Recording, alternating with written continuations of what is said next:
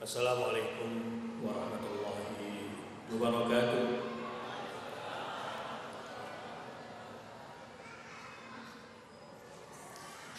Innal hamdalillah nahmaduhu wa nasta'inuhu wa nastaghfiruh wa na'udzu billahi min shururi anfusina wa min sayyiati a'malina. May yahdihillahu fala mudilla lahu wa may yudlil fala hadiya lahu. Asyhadu an la ilaha illallah wa asyhadu anna Muhammadar Rasulullah. Allahumma shalli ala Muhammad wa ala ali Muhammad. Orang-orang yang hatinya merindukan bulan suci Ramadan, saat-saat seperti ini adalah saat-saat yang mendebarkan bagi mereka.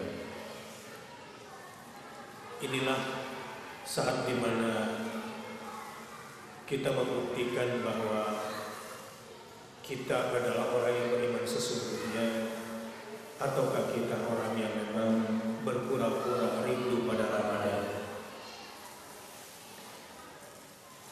Inilah saat di mana kita mencoba untuk memeriksa diri, mengevaluasi diri. Apakah kita sungguh-sungguh menjadi orang yang menginginkan kelipatan balasan dari Allah Azza wa Jalla dari banyaknya dosa-dosa yang selama ini sudah kita kerjakan? Astaghfirullahaladzim wa atubu ilaih. Astaghfirullahaladzim wa atubu ilaih. Astaghfirullahalladzi la ilaha illa huwal hayyul qayyum wa atubu ilaih. Marhaban ya syahr Ramadan, marhaban syahr as-siyam, marhaban ya syahr al-ghufran. Orang-orang yang berpikir strategis dan orang-orang yang memang menginginkan menjadi orang yang terbaik di hadapan Allah Subhanahu wa Ta'ala, tidak mungkin dia lalai, manalah mungkin dia menyia-nyiakan kesempatan yang sangat hebat ini.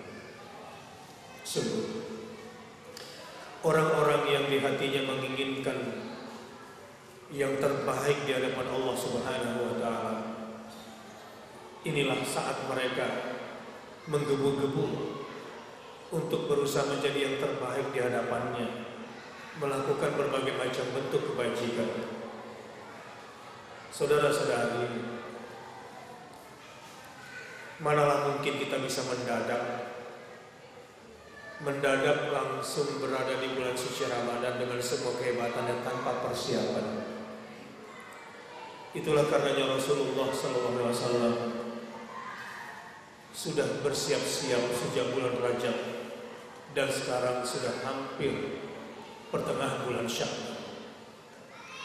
Mudah-mudahan kesempatan ini menjadi pengingat bagi kita semua, terutama yang masih lalai, yang lalai bahwa ada kesempatan emas.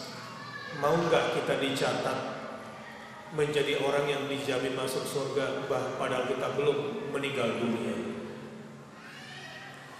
Ada setiap malam, maksud saya, diriwayatkan dalam riwayat yang sahih, setiap malam bulan suci Ramadan itu ada orang-orang yang sudah disebut namanya dan sudah dijamin surganya oleh Allah Subhanahu wa Ta'ala.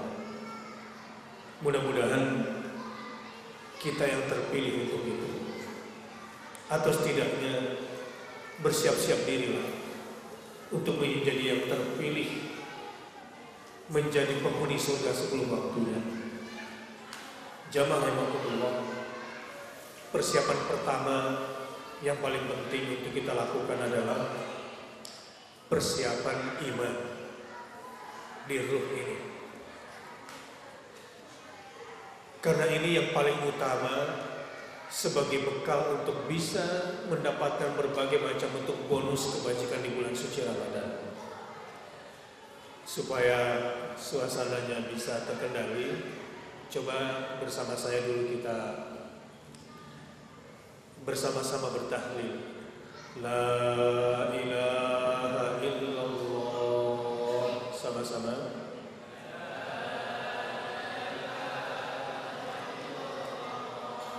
Wahdahu la syarika lah. Lahul mulku wa lahul hamd. Wa huwa ala kulli syai'in qadir. Sama-sama. La ilaha illallah wahdahu la syarika lah. Lahul mulku wa lahul hamdu wa huwa ala kulli syai'in qadir. Lagi. La ilaha illallah wahdahu la syarika lah. Lahul mulku wa lahul hamdu wa huwa ala kulli syai'in qadir. La ilaha illallah wahdahu la syarika lah. Lahul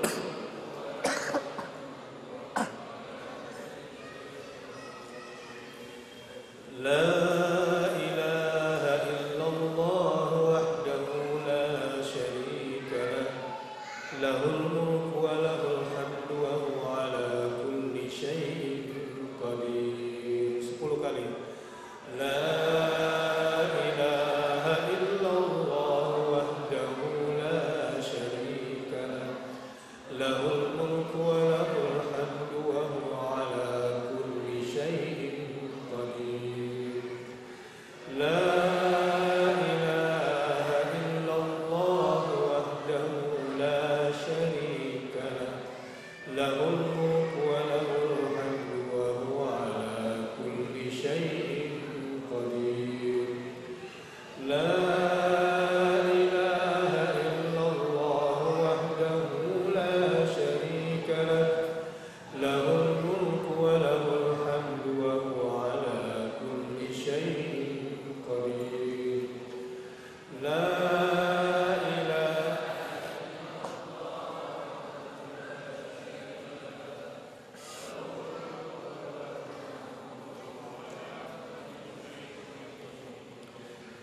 La ilaha illallah wahdahu la syarika lah. Lahul mulku wa lahul hamdu wa huwa ala kulli syai'in qadir. Sampai di sini.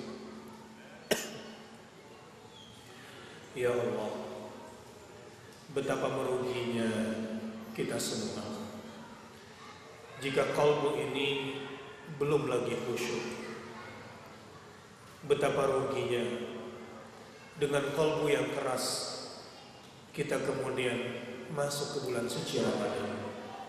Sungguh kerugian besarlah orang-orang yang tidak mempersiapkan jiwanya, terutama imannya, ketika memasuki bulan suci Ramadan. Mari meratapi diri. Mari meratapi diri. Sebentar lagi bulan suci Ramadan, sementara hati ini masih saja lalai dengan urusan dunia, dengan kehidupan-kehidupan yang penuh dengan kebohongan dan kesemuan.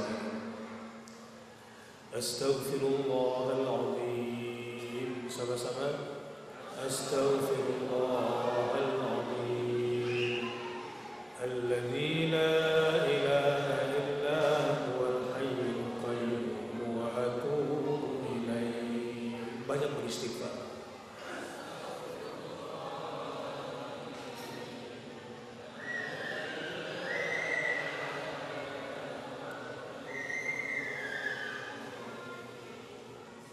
Astaghfirullahaladzim.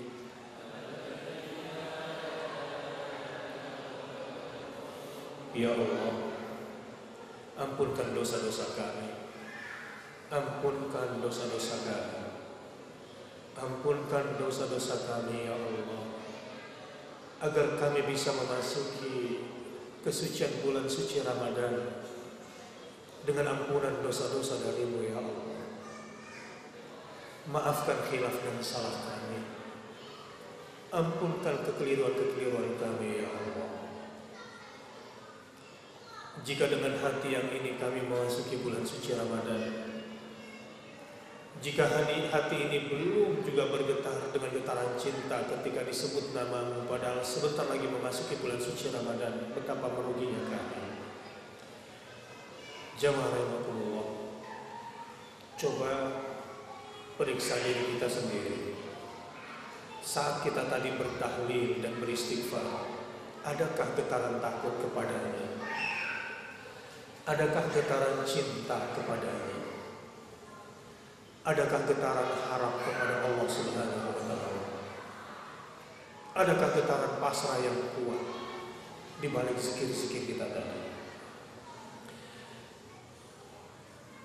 Orang-orang yang hidup qalbunya, idza dzukirallahu wajilat qulubuhum wa idza tuliyat alaihim ayatuhu zadatuhum imanan wa ala rabbihim yatawakkalun. Orang-orang yang qalbunya hidup itu, jika disebutkan nama Allah, maka bergetarlah getaran cinta, getaran takut, getaran pasrah, dan getaran harap kepada Allah Azza wa Jalla. Orang-orang yang qalbunya hidup itu ciri-cirinya adalah yang jika dibacakan ayat-ayat Quran di telinganya, bertambahlah volume imannya, bertambah kuat pula pasrah dan tawakalnya kepada Allah Azza wa Jalla. A'udzu billahi minasy syaithanir rajim. Bismillahirrahmanirrahim. Innal ladzina qalu rabbuna Allah, innal ladzina qalu rabbuna Allah, innal ladzina qalu rabbuna Allah. Sesungguhnya orang-orang yang mengatakan cuma Allah saja Rabbku, Tsumma istaqamu, kemudian dia istiqamah, konsisten dengan ucapan itu, konsisten dengan perbuatannya, menjadikan Allah satu-satunya Rabb. Tatanazzalu alaihimul malaikah, tatanazzalu alaihimul malaikah, tatanazzalu alaihimul malaikatu alla takhafu wa la tahzanu.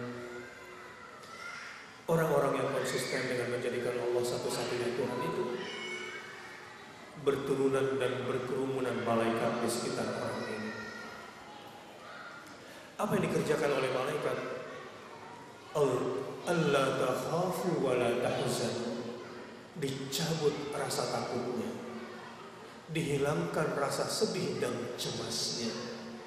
Allah, setelah itu apa yang terjadi? Kalau sudah dicabut rasa takutnya dan rasa cemasnya, apalagi memasuki bulan suci Ramadan, bukan lagi dunia yang menjadi kekhawatirannya, bukanlah kehilangan dunia yang menjadi kecemasannya. Dia bahkan rela kehilangan apa saja asal tidak kehilangan kasih sayang Allah Subhanahu wa Ta'ala. Orang yang sudah seperti itu, wa abshiru bil jannati allati kuntum tu'adun. Tiba-tiba malaikat seperti membukakan tabir di depan matanya. Tiba-tiba di alam pikirannya ada suasana surgawi. Di keyakinannya semakin kuat kecintaannya untuk menjadi penghuni-penghuni surga. Sejak sekarang dia sudah mulai tertarik untuk mengerjakan pekerjaan seperti yang dikerjakan oleh para penghuni surga itu. Jamaah rahimakumullah, inilah persiapan-persiapan iman yang mesti kita lakukan dari sekarang. selain tentunya persiapan ilmu yang kedua. Jangan sampai memasuki bulan suci Ramadan masih belum khatam juga fikih saumnya. Segala sesuatu itu pakai ilmu, karena itu rumusannya al-ilmu qoblal amal. Bapak-bapak, ibu-ibu, kalau ada orang ditanya begini, kamu sudah belajar fikih puasa atau belum? Yang penting amalnya dulu lah, ilmu mah belakangan. Atau yang benar gimana? Jangan berpuasa dulu sebelum khatam dulu bab saumnya itu. Jangan pergi haji sebelum khatam itu bab hajinya. Jangan nikah dulu sebelum mengerti apa itu hukum nikah. Nah, harusnya al-ilmu qoblal amal. Berilmu dulu baru beramal. Sebab amal yang dikerjakan tanpa ilmu itu benarnya saja bisa salah itu. Karenanya yang Allah terima dari amal kita itu adalah satu, ikhlas enggak karena Allah. Dua, mencontoh Rasulullah atau tidak. Nah, orang-orang yang gak pakai ilmu sekarang, tahu gak persiapan memasuki Ramadannya? Munggahan dengan berbagai macam bentuk perayaan dan berbagai macam bentuk makanan dan minuman menyambut bulan suci Ramadan. Berarti gak pakai ilmu nih memulainya.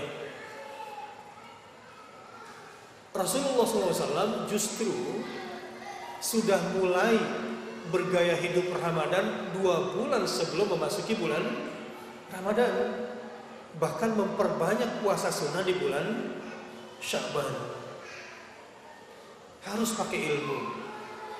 Nah, karenanya saran saya, beli buku fikih, khususnya fikih puasa. Mau fikih Imam Syafi'i, mau fikih sunnahnya Sayyid Sabiq, atau kitab fikih yang kira-kira sudah mu'tabar. Tanya sama Ustadz Zainal di sini kalau biasa mengajar buku fikih. Buku fikih apa yang beredar di Batam ini yang harus dibaca dan harus mengikuti kajian-kajian seperti ini supaya tambah ilmu.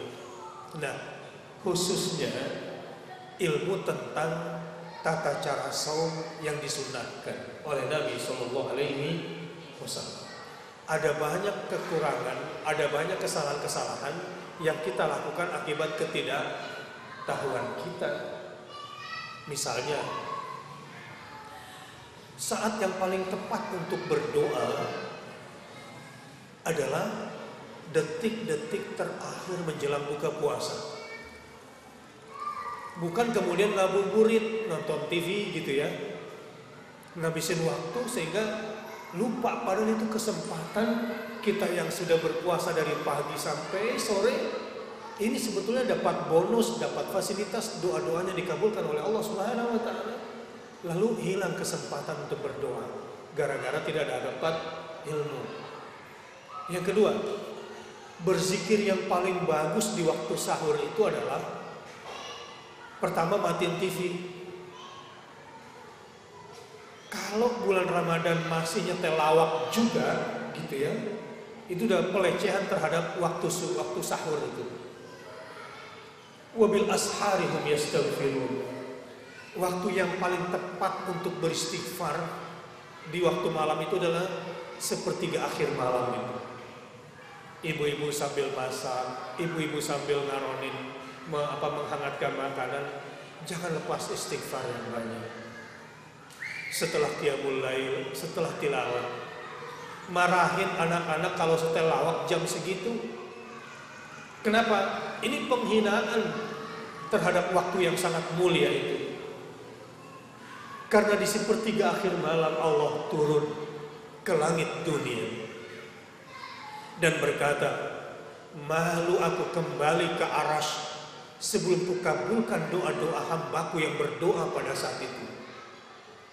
Akan kukabulkan permintaan mereka yang berdoa pada saat itu. Akan aku angkat musibah orang-orang yang beristighfar pada saat itu. Termasuk tentu akan dilimpahkan rezekinya orang-orang yang mendoakan kebaikan-kebaikan pada malam hari itu. Nah, ini banyak hal sebetulnya di bulan suci Ramadan yang ilmunya perlu diulang lagi. Termasuk ilmu mengatur waktu. Jangan sampai di Ramadan ini sibuk dengan urusan dunia. Nah, misalnya begini, sebetulnya nih ibu-ibu nih, kalau ingin belanja makanan dan sudah ada stok dari sekarang uangnya, mending belanja sekarang lagi murah gitu. Jadi nanti ketika memasuki bulan suci Ramadan sudah nggak sibuk lagi. Kalau perlu untuk baju lebaran sama THR siapin dari sekarang, sebab kalau belanjanya bulan Ramadan harganya akan naik, dan lebih dari itu jadi sibuk dengan urusan-urusan yang pada akhirnya di 10 terakhir malam, akhir malam yang mestinya kita pada malam puncak bisa beriktikaf, akibat mismanagement waktu malah kemudian bubar, nggak sampai ke tujuan puasanya. Karenanya dari sekarang pekerjaan-pekerjaan yang kira-kira menyibukkan dan tidak berkait dengan puasa, maka kerjakanlah dari sekarang. Ini termasuk ilmu memanage waktu. Selain ilmu juga di bidang kesehatan. Tetapi saya ingin coba fokus begini. Di bulan suci Ramadan ini Bapak dan Ibu, saat yang paling tepat buat kita memformat ulang rumah tangga kita. Ini saat yang paling tepat untuk mendidik anak-anak kita. Ada banyak kesempatan yang luar biasa untuk khususnya nih bapak-bapak dan ibu-ibu yang ingin mendidik anaknya. Misalnya tentang disiplin bangun subuh, yang di hari-hari biasa mereka malas bangun subuh. Ini saat yang paling tepat buat kita mendidik mereka untuk konsisten bangun subuh. Adalah salah besar membiarkan anak karena takut ngantuk di sekolahan kemudian tidak dibangunkan sholat subuh. Ini kasih sayang yang menjerumuskan. Ini butuh ilmu memang. Barangkali di sini saya agak sedikit detail. Ajarkan kepada anak-anak pada malam hari itu selain bukan nonton TV, tetapi ajarkan kepada anak untuk berdoa pada malam hari itu, membaca Al-Quran, mengulang hafalan. Inna nasyi'atal laili hiya ashaddu wat'an wa aqwamu qilan. Itu saat yang paling tepat buat kita mendidik anak-anak kita. Misalnya anak-anak kita yang gak terbiasa tahajud nih, yang gak biasa tahajud, bangunkan dan kita jadi imam. Atau si kakak jadi imam bagi adiknya. Kalau dia belum bisa membaca bacaan yang panjang, karena tahajud itu bagusnya bacaannya panjang, rukunya panjang, sujudnya panjang.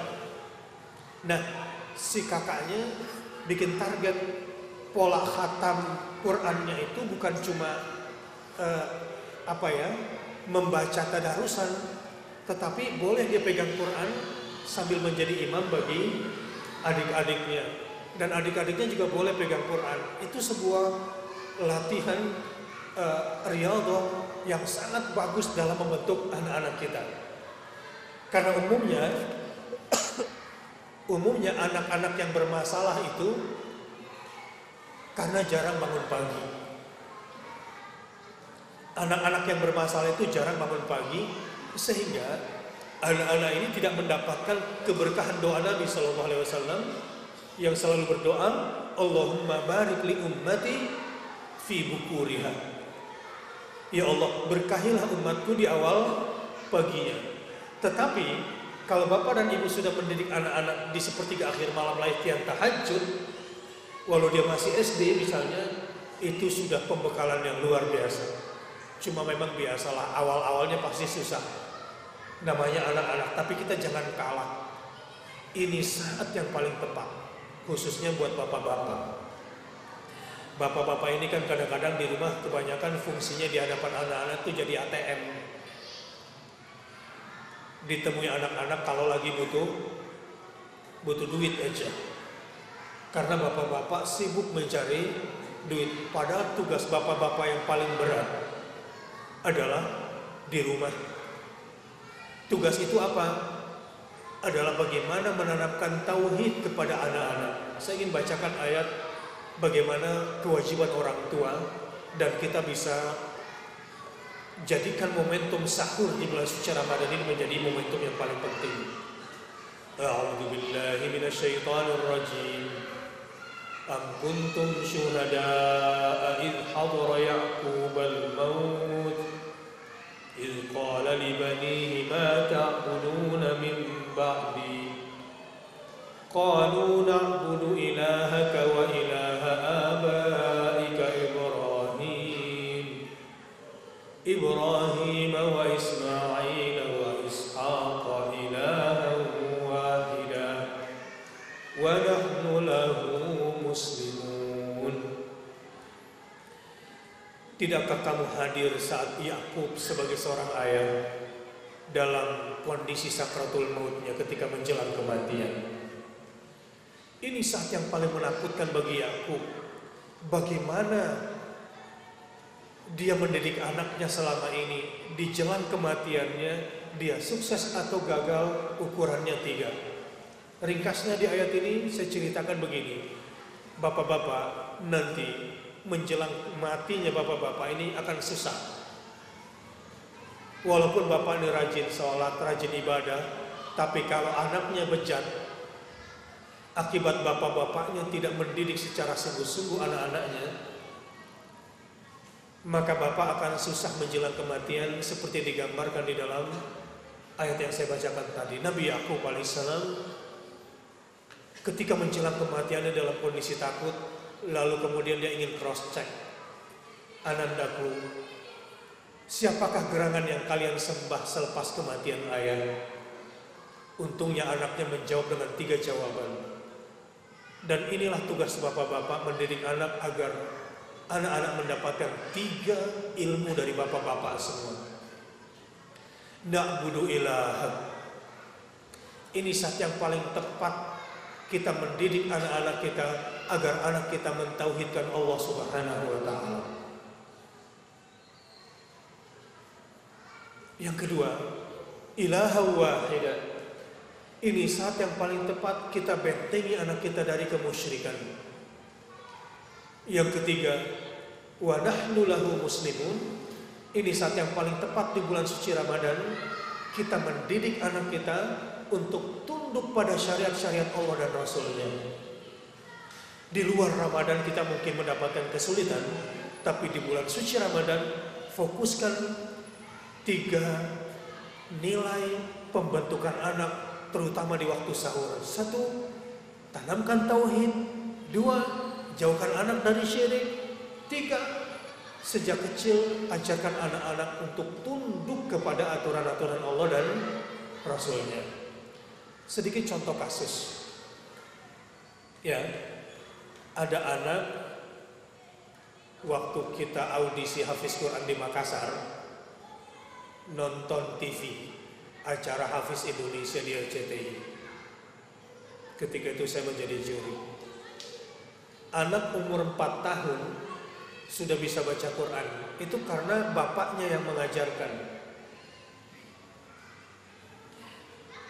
Bapaknya ini mengajarkan umur 4 tahun sudah bisa baca Quran. Tapi sayangnya si bapak puas hanya gara-gara anaknya sudah bisa baca Quran dan sudah selesai juz amma.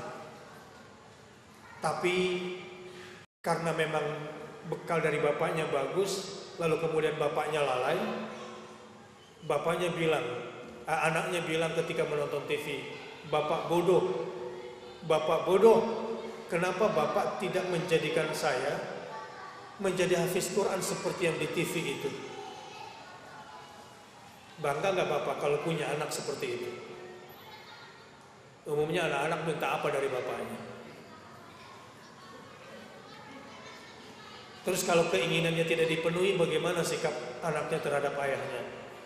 Ini gara-gara kita salah didik anak kita besarkan dengan gadget, dengan handphone, dengan alat-alat yang sebetulnya itu malah merusak akidah anak-anak kita. Harusnya anak-anak ini kita tanamkan dari kecil, sudah kita fahamkan. Man rabbuka, siapa Tuhanmu? Dia harus bisa menjawab Allah. Aina Allah, di manakah Allah? Ar-Rahmanu 'alal 'arsy istawa. Anak harus bisa menjawab. Siapa nabimu? Nabiku Muhammad sallallahu alaihi wasallam. Siapa istrinya? Khadijah. Siapa nama anaknya? Misalnya Fatimah. Dari kecil anak-anak itu harus dikenalkan itu. Apa kitabmu? Al-Quran. Coba sebutkan rukun Islam, coba sebutkan rukun iman. Hal-hal seperti itu sudah harus diketahui mestinya untuk anak-anak sebelum 3 tahun, sebelum 4 tahun. Ibu-ibu yang punya masalah dengan anak-anak gadisnya yang tidak mau pakai jilbab, itu karena sejak kecil sudah dipakaikan pakaian seksi, pakaian Barbie lah, pakaian Minnie Mouse lah. Ya wajar kalau gedenya susah diajak memakai hijab. Nah di bulan suci Ramadan ini kita bentuk. Ibu-ibu belikan mukena yang cantik buat anak. Ini kesempatan buat ibu-ibu untuk membungkus aurat anak kita itu. Dan di bulan suci Ramadan ini hati anak-anak kita tuh lagi dilembutkan oleh Allah Subhanahu wa taala. Banyak momen yang bisa kita gunakan ketika makan bersama. Kita bercerita tentang kisah-kisah Nabi sallallahu alaihi wasallam, perjuangan para sahabat atau kisah-kisah di dalam Al-Qur'an. Ada momentum-momentum yang banyak sekali ketika berbuka puasa. Sesekali ajak anak-anak kita untuk makan bareng dengan anak-anak yatim di panti asuhan. Anak-anak yang sudah terbiasa makan enak kita ajak untuk ikut membagikan buka puasa kepada orang, sementara dirinya sendiri belum buka puasa. Tapi belajar bagaimana menjadi pelayan orang-orang yang sedang berbuka puasa di masjid. Ini banyak sekali sistem nilai yang bisa kita tanamkan. Nah itu bisa kita persiapkan dari sekarang.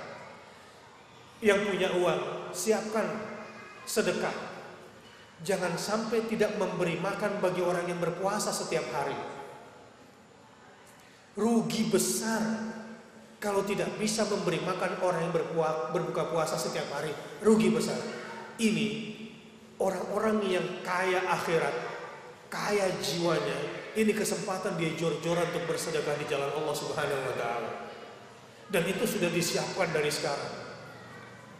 Bukan justru numpuk buat hura-hura pada masa Idul Fitri nanti itu. Jazakumullah. Ada banyak persiapan-persiapan yang mesti kita lakukan. Dan yang paling penting juga, mungkin setelah ini kita diskusi. Mohon maaf karena saya kurang sehat ya. Jadi mungkin tidak bisa lama, mungkin nanti kita bisa tanya jawab sebentar. Quran. Kalau kita nggak belajar baca dari sekarang, mendadak mau khatam bulan Ramadan, percaya nggak banyak gagalnya. Rencananya pada hari pertama dapat 2 juz, kebut. Hari kedua mampunya 1 juz. Hari ketiga mulai ngos-ngosan. Akhirnya sudah hari ke-27 baru dapat 5 juz. Sisanya diselesaikan pakai jus tomat sama jus melon gitu. Rencana tinggal rencana. Kalau nggak dari sekarang membaca Quran, nggak kemana-mana bawa Quran, percaya deh, nanti di Ramadan cuma tinggal cerita doang. Jamaah rahimakumullah. Katanya nanti Idul Fitri itu kita menang lawan siapa? Musuhnya siapa? Apa indikatornya Anda sudah menang? Nggak mungkinlah orang mendadak perang kemudian bisa menang. Yang perlu kita sadari, musuh besar kita itu adalah hawa nafsu kita sendiri. Karenanya, orang yang bakal menang nanti di bulan suci Ramadan adalah orang yang dari sekarang sudah melawan hawa nafsunya, perang jihadul hawa. Dari sekarang sudah mulai belajar perang melawan hawa nafsu. Minimal hawa nafsu berat memisahkan perut, lambung sama kasur di sepertiga akhir malam. Lawan dulu itu. Jihadul hawa. Dari sekarang sudah harus menang dulu. Bagaimana berani memisahkan lambung dengan kasur di sepertiga akhir malam. Kalau udah bisa menang, insya Allah kesononya bagus. Yang kedua, hati-hati ya. Boleh sibuk di bulan suci Ramadan, tapi Quran harus lebih sibuk lagi. Artinya, bikin aturan main pada diri sendiri. Saya boleh sibuk di bulan suci Ramadan, tetapi saya harus lebih sibuk bersama Al-Quran. Karena kalau ada pekerjaan yang paling prioritas untuk diprioritaskan nanti di bulan suci Ramadan adalah Quran. Dan jangan dianggap orang yang tadarus Quran itu nggak kerja.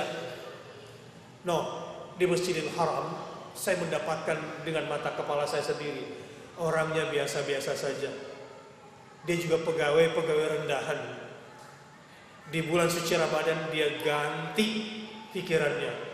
Saya sudah dikasih waktu sama Allah 11 bulan untuk cari dunia. Saya gak mau 1 bulan ini saya gunakan buat dunia lagi. Saya harus gunakan untuk akhirat saya. Betapa bodohnya saya kalau 12 bulan dunia terus. Allah sudah kasih saya 11 bulan cari dunia. Masa untuk hidup 1 bulan juga gak cukup untuk akhirat saya? Bodoh sekali saya. Walaupun tabungannya pas-pasan, pekerjaan di bulan Ramadan yang dia prioritaskan adalah Al-Quran. Tapi demi Allah, hanya air zam-zam dan kurma sudah menyehatkan badannya. Enggak kemana-mana di Masjidil Haram orang miskin ini. Jangan dianggap orang yang concern dan fokus bersama Al-Quran dianggap nggak kerja, dianggap nggak mendatangkan gaji. Anda salah. Anda salah. Yang dilakukan Rasulullah SAW seumur hidupnya, dari umur 40 tahun sampai wafatnya, hanya menjadi pelayan Al-Quran, bukan pelayan manusia. Rasulullah tidak lagi berbisnis seperti dulu, hanya menjadi pelayan Al-Quran, khadimul Quran. Demi Allah saya bersumpah, kalau ada di antara Anda yang berniat sekarang berpikir seperti orang hebat tadi, 11 bulan saya dikasih waktu untuk cari dunia. Khusus bulan Ramadan ini ya Allah, izinkan aku, pilih aku untuk menjadi pelayan Al-Quran ya Allah. Ingin seperti Rasulullah aku mungkin tidak sanggup, tapi izinkan aku, walau hanya makan tabungan, saya ingin menjadi pelayan Al-Quran ya Allah. Demi Allah, Al-Quran akan masuk kepada dirimu dan tiba-tiba dibentangkan kepada kamu nanti kebahagiaan, keselamatan, dan kesejahteraan.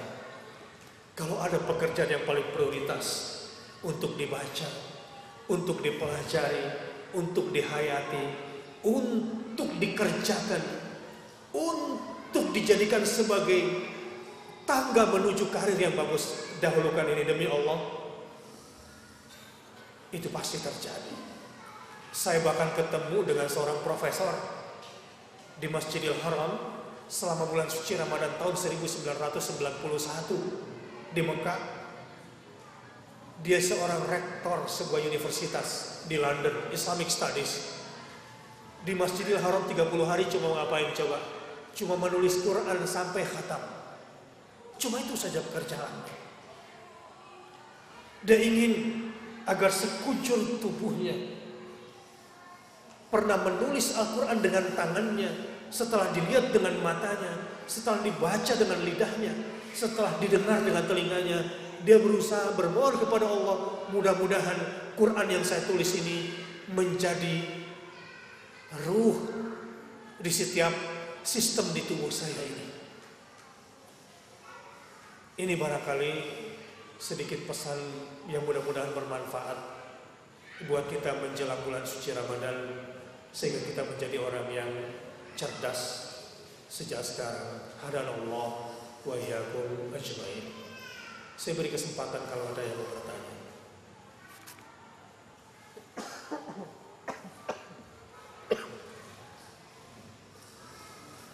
Kalau tidak ada, kita cukupkan sampai di sini.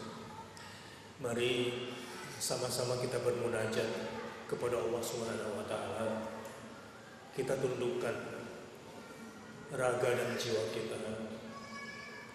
Kita hinakan segenap dimensi kemanusiaan kita kepada Allah Subhanahu wa taala. Alhamdulillahirabbil alamin. Hamdan yuafi ni'amahu wa yukafi mazidan. Ya Rabbana walakal hamdu kama yanbaghi li jalali wajhikal karim wa 'azimi sultanik. Allahumma shalli ala Muhammad wa ala ali sayyidina Muhammad.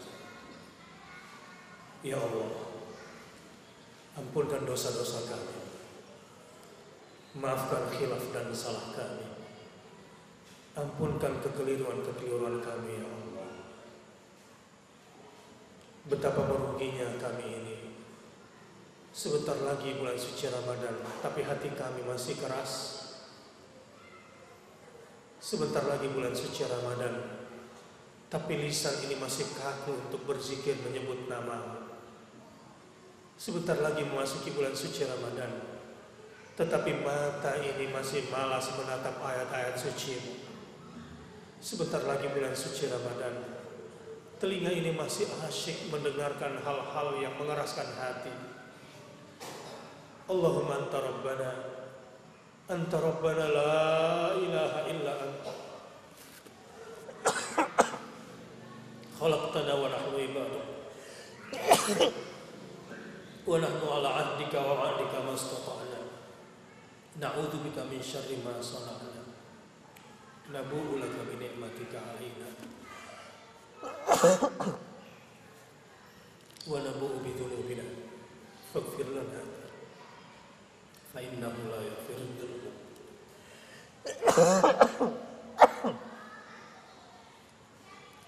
fa innahu la yaghfiru dzunuba illa anta.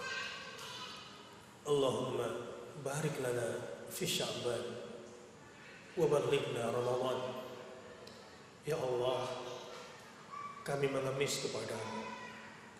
Berkahilah kami di usia kami di bulan Sya'ban ini. Sampaikan sekali lagi usia kami ke bulan suci Ramadan. Ya Allah, kami mengemis kepadamu, mengemis rahmat-Mu, mengemis ampunan-Mu. Beri kesempatan usia kami sekali lagi memasuki bulan suci Ramadan. Rabbana taqabbal minna innaka antas samiul alim wa tub alaina innaka antat tawwabur rahim. Ya Allah, satu harapan kami sebagai bekal utama memasuki bulan suci Ramadan, bekal itu ialah Allahumma arhamna bil Qur'an, Allahumma arhamna bil Qur'an, Allahumma arhamna bil Qur'an.